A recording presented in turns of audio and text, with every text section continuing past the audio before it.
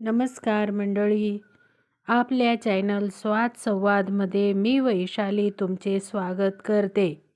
आज आपण बघूया अस्सल झणझणीत गावरान मटण. त्यासाठी आपण आधी मटण धुवून घेऊया आणि हे मटण धुवून झाल्यानंतर ते मॅरिनेट करण्यासाठी ठेवू. मॅरिनेट करताना आपण त्यामध्ये अद्रक, लसूण पेस्ट, हळद, मीठ, धना पावडर टाकून घेऊ आणि हे 10 मिनटं मॅरिनेट करून घेऊया. छान पद्धतीने याला कालवून घ्यायचे आहे. आता आपण गॅस पेटवून घेऊ आणि त्यावर कुकर ठेवू. कुकरमध्ये तेल टाकूया. तेल टाकल्यानंतर आपण त्यामध्ये थोडा पातळ उभा चिरलेला कांदा फ्राय करून घेऊया. हा कांदा छान तांबूस रंगावर फ्राय करून घेऊ. थोडंसं मीठ त्यात ॲड करूया. कांदा चांगला फ्राय झाल्यानंतर त्यात आपण हळद टाकू. हळद टाकून झाल्यानंतर मॅरिनेट केलेले मटण आपण त्यात टाकून घेऊया. याला चांगले फ्राय करायचे आहे. नंतर आपण ते झाकण ठेवून त्याला एक वाफ येऊ देऊया. एक वाफ आल्यानंतर आपण झाकण काढून घेऊ आणि त्यामध्ये आता आपण गरम पाणी ॲड करूया.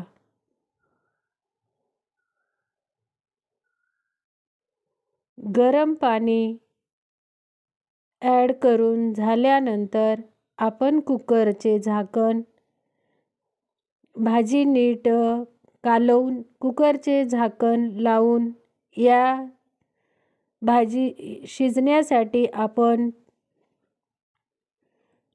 5 शिट्ट्या करून घेऊ. आता आपण याचे वाटण तयार करू. त्यासाठी आपल्याला लागणार आहे खोबऱ्याचे काप. अर्धी वाटी खोबऱ्याचे काप आपण आधी भाजून घेऊया. छान तांबूस रंगावर भाजू. त्यानंतर कांदा भाजून घेऊया. त्याच्यामध्ये थोडे तेल टाकू आणि छान तांबूस रंगावर कांदाही आपण परतून घेऊया. कांदा छान परतून झाल्यानंतर कांदा अजून परतू राहिला. कांदा छान लाल रंगावर परतून झाला आहे. आता आपण त्याला एका ताटात काढून घेऊ. त्यामध्येच मी अद्रक व लसूण घेतलेला आहे. या वाटणामध्ये कोथिंबीरीच्या काड्या घ्यायच्या आहेत. त्या काड्या आपण धुवून घेऊ. 2 हिरव्या मिरच्या घेऊ. 4 काजू घेऊया. आता आपली भाजी ही शिजून झालेली आहे. शिट्ट्या झाल्या आहेत. आता आपण वाटण मिक्सरच्या जारमध्ये टाकून पाणी टाकून वाटण वाटून घेऊया. हे वाटण छान बारीक वाटून घ्यायचं आहे. आपले वाटण तयार आहे. आता आपण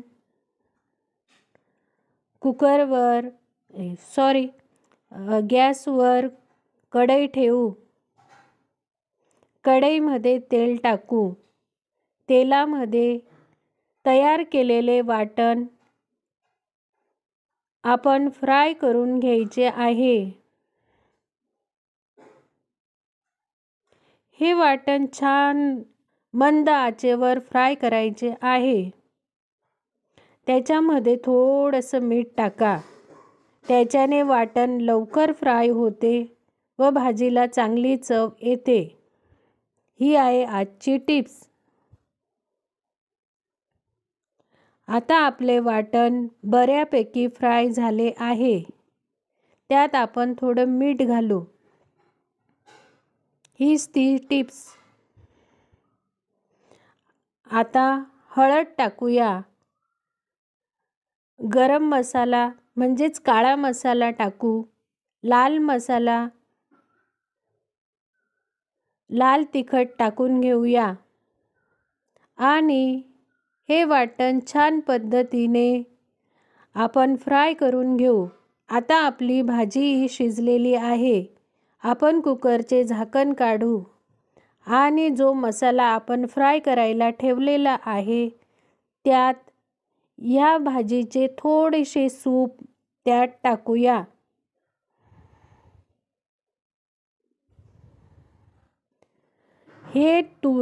हे सूप टाकून जेव्हा आपण हा मसाला छान त्या भाजीमध्ये शिजवून घेतो म्हणजेच फ्राय करून घेतो त्यावेळेस या भाजीची चव खूपच अप्रतिम होते.